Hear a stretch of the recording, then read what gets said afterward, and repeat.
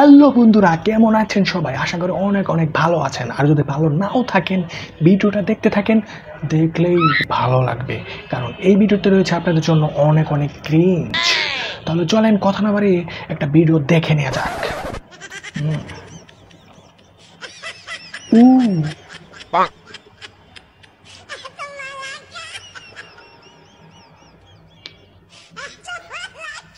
তো বন্ধুরা, যদি কাউকে কিছু গিফট করতেই চান, মানে ফ্যান, তাহলে বড় বড় দেখে করবেন, বড় বড়। কারণ ছোট ছোট করলে যেখানে সেখানে বাতাস খাবে, জনগণ দেখে মাইন্ড করবে। তাই যাই কিনে দেবেন বড় বড়।